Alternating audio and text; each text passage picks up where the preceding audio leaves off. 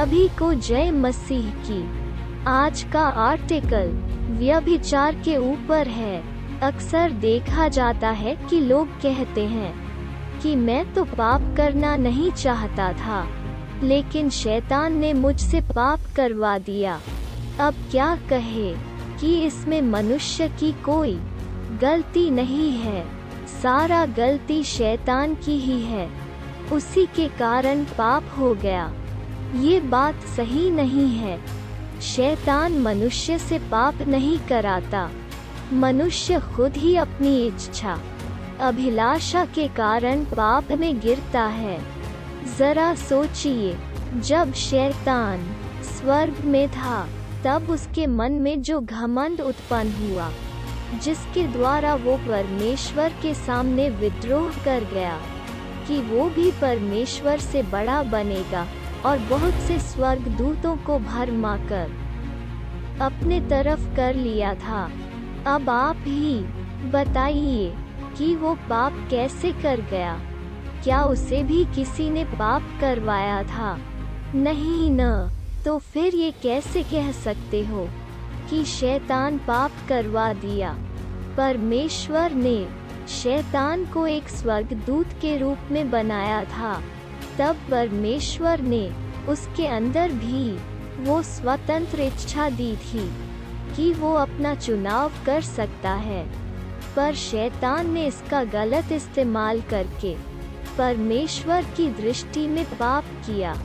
वैसे ही परमेश्वर ने मनुष्य को भी स्वर्गदूतों से उत्तम बनाया है। मनुष्य अपनी समानता और स्वरूप में, और मनुष्य को भी ये स्वतंत्र इच्छा दी कि वो चुनाव कर सकता है। जब परमेश्वर ने आदम को बनाया, तभी उसे आज्ञा दी थी कि वो उस भले और बुरे के ज्ञान के पेड़ के फल को न खाए। उस समय हव्वा को परमेश्वर ने नहीं बनाया था। जब परमेश्वर ने हव्वा को बनाकर आदम के पास लाया, तो आदम ने परमेश्वर की आज्ञा और उस फल के बारे में बताया होगा। तभी तो हव्वा सर्प को ये बोल पाए कि परमेश्वर ने हमें मना किया है खाने से। जब आदम ने हव्वा को वो फल के बारे बताया और दिखाया होगा, तब हव्वा के मन में वो लालच या कहे कि फल खाने की इच्छा नहीं हुई, जबकि परमेश्वर ने तो ये इच्छा, अभिलाषा तो पहले से ही मनुष्य के अंदर डाल दी थी कि वो अपना चुनाव कर सकता है। शैतान अच्छी तरह से जानता है कि मनुष्य की इच्छा, अभिलाषा क्या है, और शैतान बस उस अभिलाषा को मनुष्य के अंदर कराता है। यह कहे तो वो हवा देता है कि आग पकड़ ले।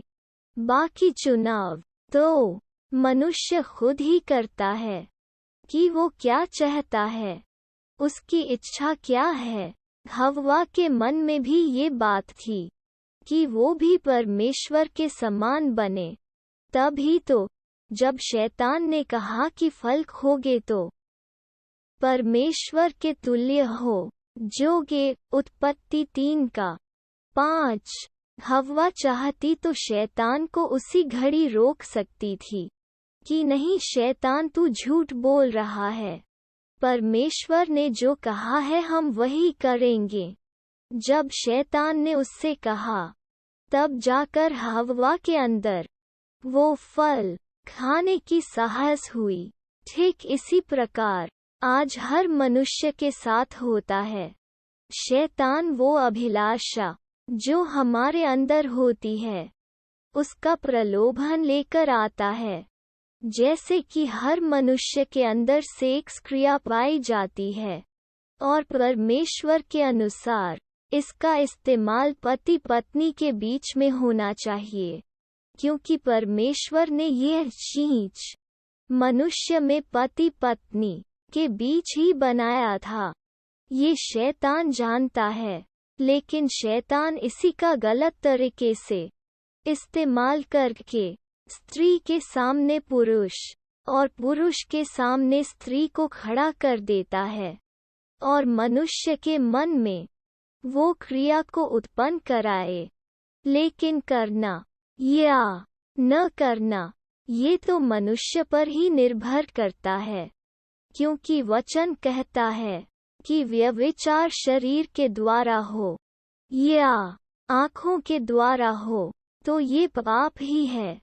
याकूब 1:14 कहता है, प्रत्येक व्यक्ति अपनी ही इच्छा में फंसकर परीक्षा में पड़ता है। फिर मन में इच्छा गर्भवती होती है और अपने कामों के द्वारा पाप को जन्म देती है।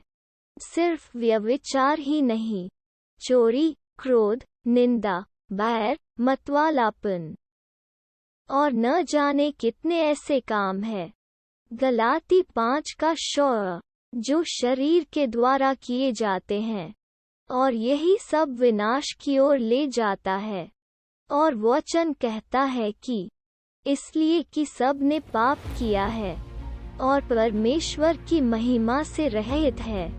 रोमियो 3:23 क्योंकि पाप की मजदूरी तो मृत्यु है, परंतु परमेश्वर का वरदान हमारे प्रभु मसीह यीशु में अनंत जीवन है।